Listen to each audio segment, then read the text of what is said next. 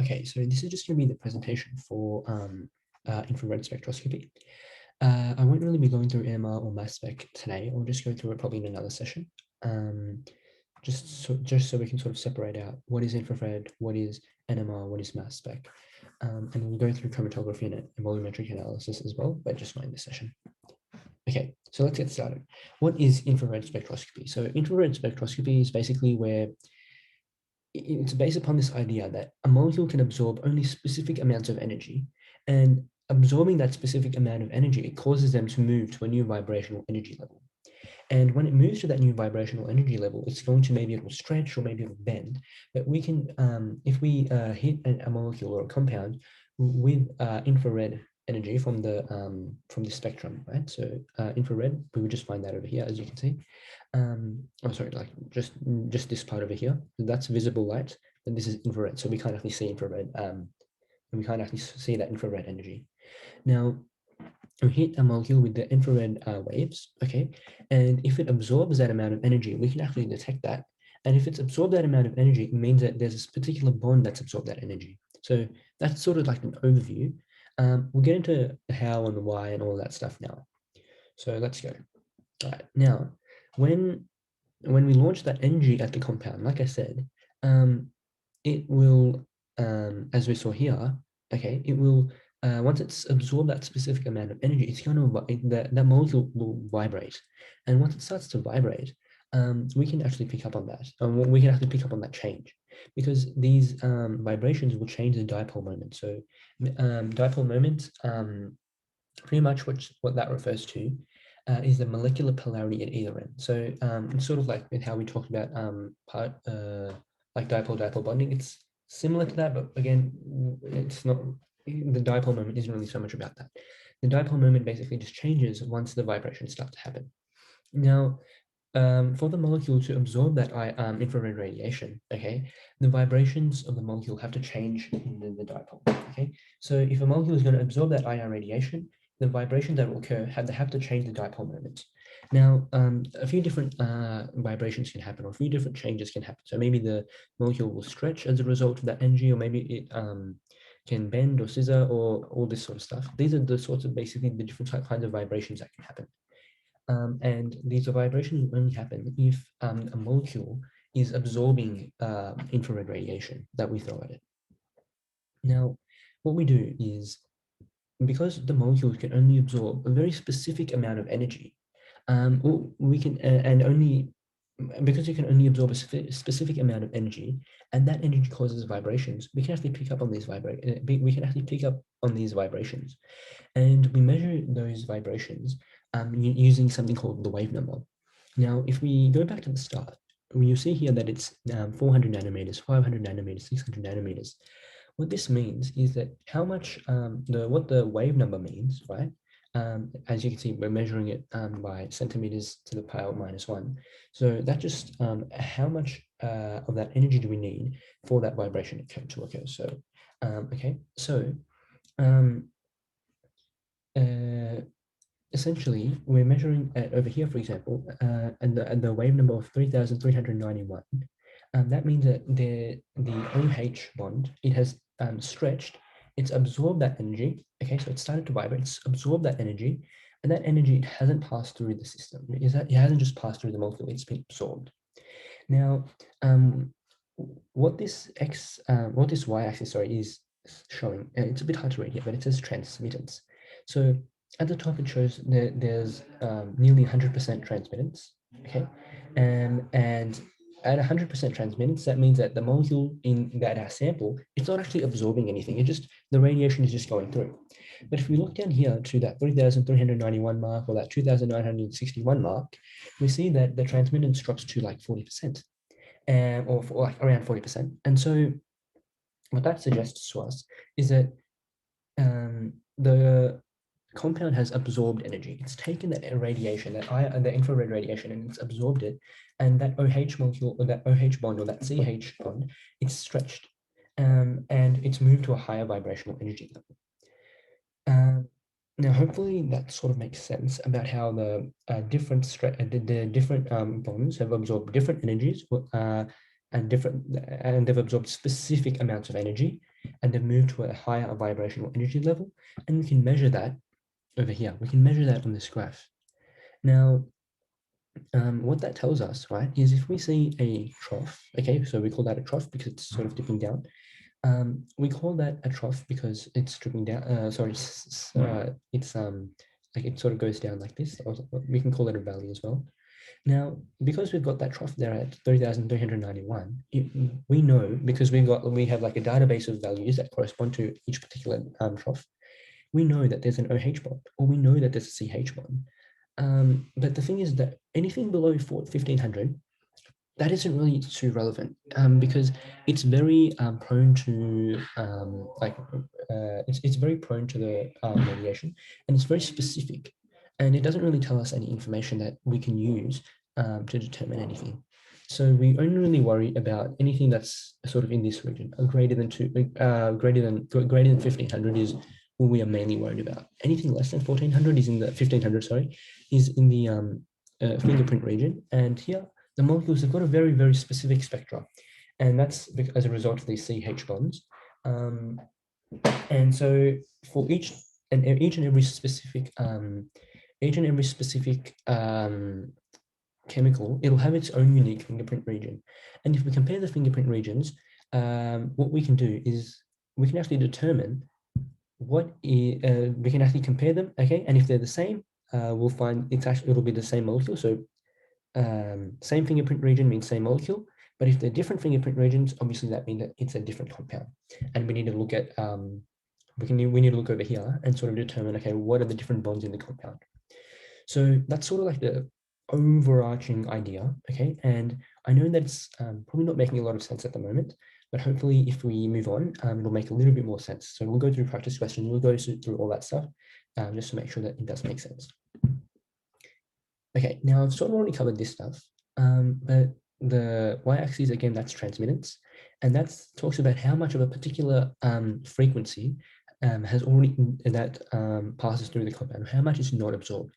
So if it is absorbed, there'll be a trough. Okay, it goes down like this, and therefore we know that that particular amount of energy has been absorbed. Okay, so hopefully that makes sense.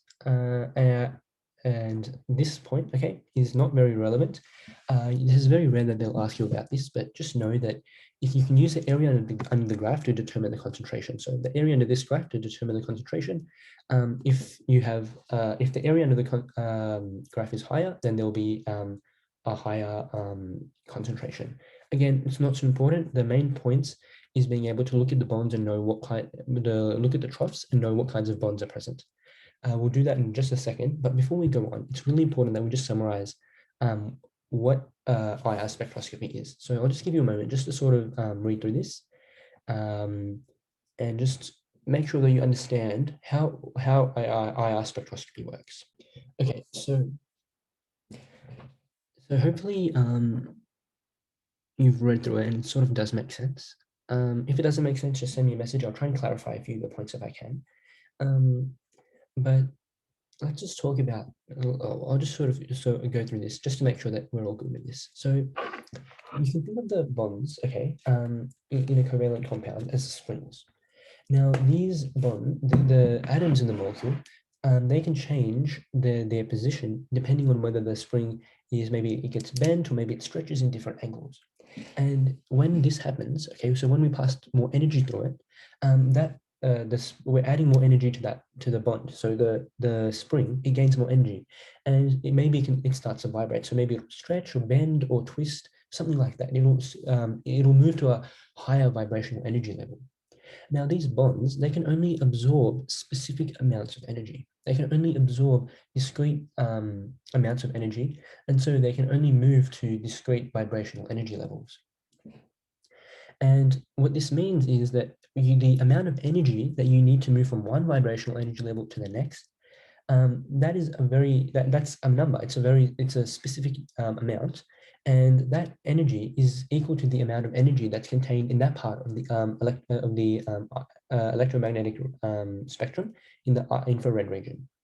Now, from here, okay, what happens, okay, is that that molecule, once it absorbs that energy, okay, it becomes more, that bond, like I said, it becomes more energetic, okay, and the vibration and for it to change to work, right, it has to like change the overall dipole of the molecule. Okay, so that vibration has to change the overall dipole of the molecule. So it can't just be like a really soft change. It's going to be a significant, considerably significant change that causes the dipole moment of the molecule to change. Now, the frequency of that vibration, that depends on the bond strength. So if it's a stronger bond, you're going to require a higher wave number.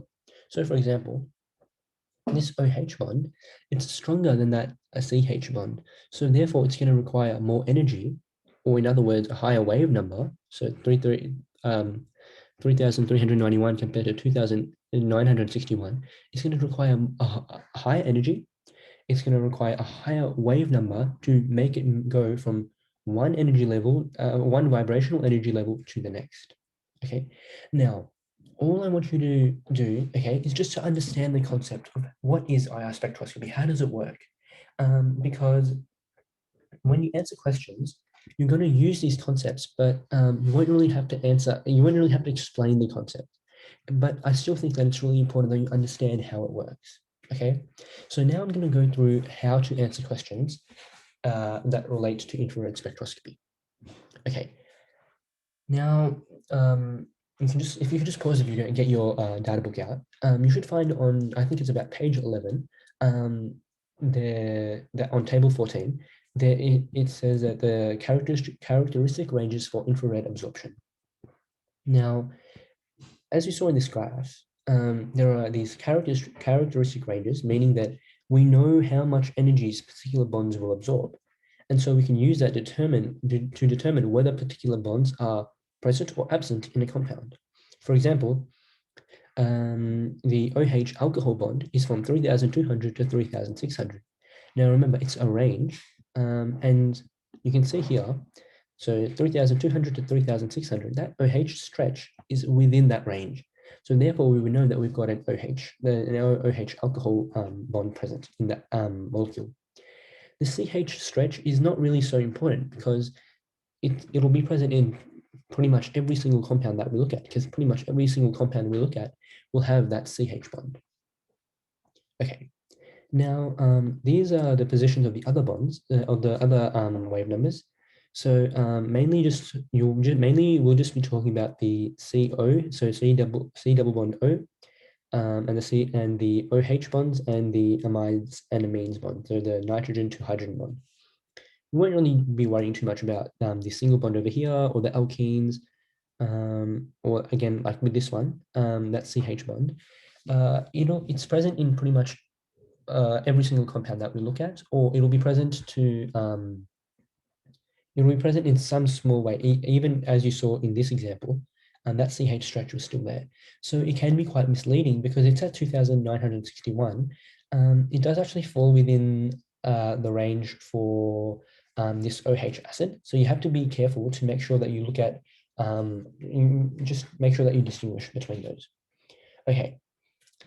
Now, let's just take a look at this. So pretty much just what I'm trying to say here is, like, as an example, I guess, that from this, so from 1,720 to 1,840, we've got a trough, okay, because of this CO bond, okay? So again, it's a range, so we'll see that there's a trough between that range, okay? And I'd just like to remind you of the fingerprint regions. If the two molecules have similar fingerprint regions, okay, so like they're the same, what that means is that they are the same molecule, because the fingerprint regions are highly specific to each and every single compound. Okay. Now, what I'm going to do now, all right, is going to actual practice questions. So how can you actually apply the knowledge that we've just looked at in an actual question? So let's take a look at that. Okay, so let's take a look at this. What can we figure out from here? Okay, so this is the propanoic, this is propanoic acid. So this is the IR spectrum for propanoic acid. And let's take a look at the major bonds. So we've got this OH bond. We've got the C double bond O. Okay, so if we look at this table, we see that because this is a propanoic acid, it'll have this OH acid trough. Now that's 2,500, that's 3,500. So you can see how there's that, that range from the OH for the OH bond. So we know that this molecule will have an OH bond. If we look at from 1,000, if we look at this range here as well, we'll see that we also have this C double bond O between that region, and so that's from 1680 to 1740. Now it can be sometimes a little bit difficult to distinguish between like is it for an ester or is it for an acid? What you need to look at is you need to look at a little bit more of a global picture. So can it be an ester if it has this OH bond? Well, of course not. So therefore, it must be a carboxylic acid. And again, you've got that little trough at 2000 between this range here, so 2008 to 2850 to 3090. So that range there, that's because of that CH bond. And again, it's not useful to us because it doesn't really tell us enough about the molecule. But based on the presence of this OH acid and the C double bond O acid, we can tell that it's a carboxylic acid because it's got that COOH structure in it. Okay, let's look at this one. Now we see that there's a C double bond O here, okay, from that 16, like that roughly 1600 to 1800 range. Okay, so therefore we know that it could be a ketone, it could be an ester, and that it could also, or I mean, not really a ketone because it's not really as broad enough, I guess.